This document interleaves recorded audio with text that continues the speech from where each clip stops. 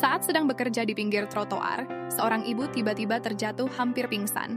Sapu yang dipegang gadis pembersih itu langsung ia tinggalkan. Dengan wajah panik, ia berlari mendekat. "Ibu, bangun bu, tolong bangun." Suaranya gemetar sambil mencoba menolong ibu itu. Beberapa saat kemudian ibu itu mulai sadar.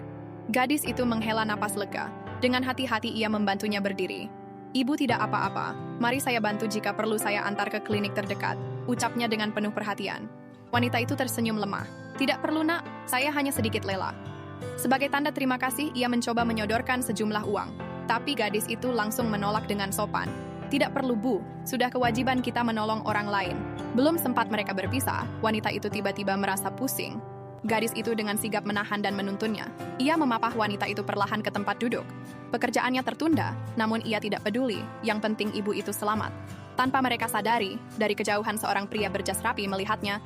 Ia adalah bos besar dari perusahaan tempat gadis itu bekerja. Bos itu lalu menelpon pengawas perusahaan datang ke kantornya. Di dalam ruang kerja bos menceritakan semua. Di departemen kebersihan, ada karyawan sebaik itu, ia bahkan menolak uang dan menolong orang asing. "Saya ingin gadis kebersihan itu diberi bonus, karena dia baru saja menolong klien penting kita." Pengawas itu mengangguk, namun di dalam hatinya muncul rasa iri. Baginya gadis pembersih itu hanyalah pegawai rendahan. Ia tidak pantas menerima hadiah sebanyak itu, lalu diam-diam mencuri uangnya. Tak lama kemudian ia mendatangi gadis kebersihan itu. Wajahnya dingin dan penuh kemarahan. "Kau dipecat," katanya tiba-tiba.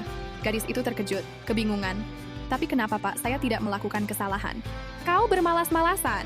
Tadi pagi saya tidak melihat kau bekerja. Kau malah menolong orang asing dan meninggalkan pekerjaan.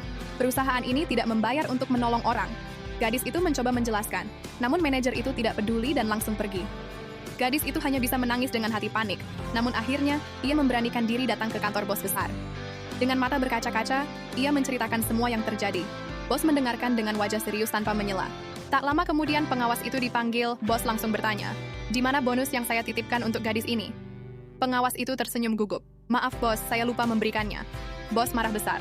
"Lupa atau sengaja?" Pengawas itu berusaha berkelit. "Bos, dia hanya petugas rendahan dari desa, tidak pantas menerima uang sebanyak itu."